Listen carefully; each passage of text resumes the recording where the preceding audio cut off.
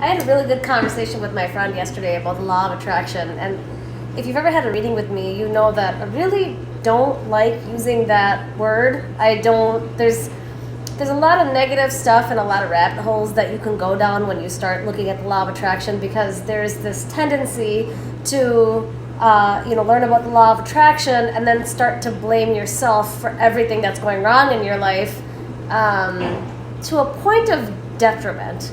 I had that experience myself, and I know a lot of other people who do. You start looking at every single thing that happens to you and you think, oh my God, what did I do to make that happen to me? I must be so bad. And then that inner critic that we all have starts to have a louder voice and starts criticizing you, and it stops being helpful. So I sometimes talk about the law of attraction, and there is a truth to it, but I have a little bit of a different twist on it that I want to talk to you about today. I like to think of it as less law of attraction, but more attracting things into your life based off of patterns of behavior that you have. So let's say, for example, the classic, we all, we marry our mothers or fathers, right? So you have this classic pattern of a parent who teaches you how to love, shows you what love looks like, and then you end up marrying someone or being with someone who has those same patterns of behaviors and treats you the same way that a parent did. And people find this out later on in therapy and blah, blah, blah, right? That's a really classic case where people might say, oh, a law of attraction, I attracted this into my life because this is how I'm thinking.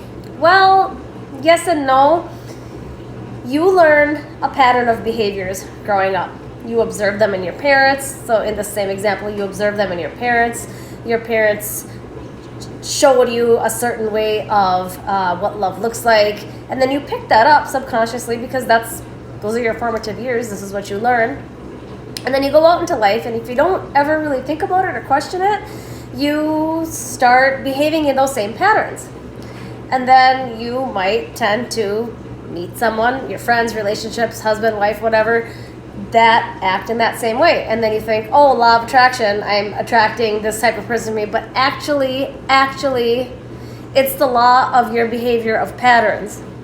And the best news about patterns is you can break them. You're not stuck to them. You do have free will. You're not like, oh no, this happened to me and it's forever going to happen to me because that's just what I'm attracting to myself. No, it's a pattern of behavior, and that can be broken.